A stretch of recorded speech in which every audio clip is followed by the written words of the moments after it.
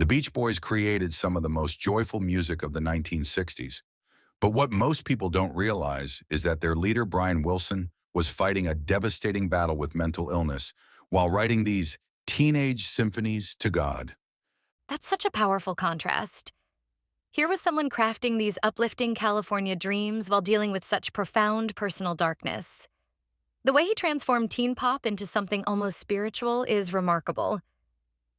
You know what's fascinating? Even those early Beach Boys hits like California Girls and I Get Around, songs that might seem simple, were actually incredibly sophisticated. Wilson was basically teaching himself to be a musical genius, spending countless hours studying jazz harmonies and doo-wop groups. Hmm. And all of this while dealing with his father Murray's abuse, right?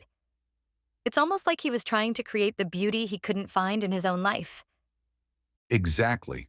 And things really came to a head in 1964 when he had his first nervous breakdown and stopped touring with the band. But here's the thing.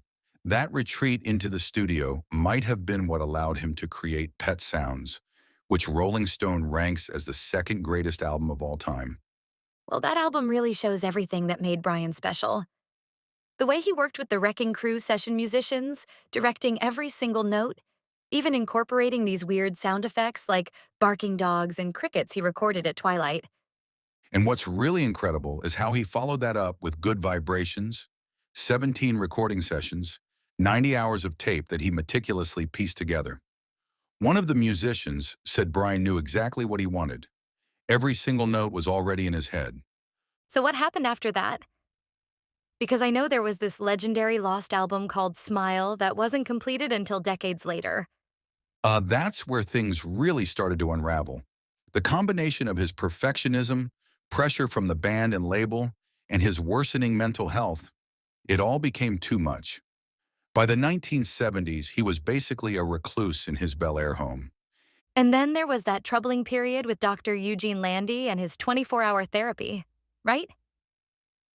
The way he took complete control of Brian's life is pretty disturbing.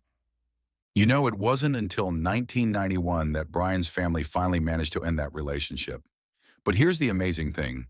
He eventually found stability with his second wife, Melinda, started performing again, and even reunited with the Beach Boys in 2012.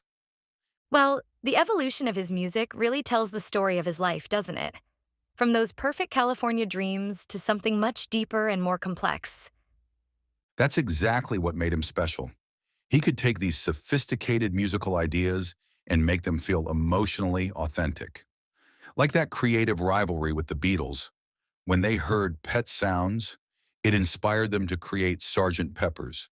And now that he's gone, I think we're going to see even more appreciation for what he accomplished, both musically and personally. You're right. Brian Wilson showed us that pop music could be both experimental and emotional, complex and accessible. He proved that you can transform pain into something beautiful that touches others. And that's a legacy that will continue to inspire generations to come.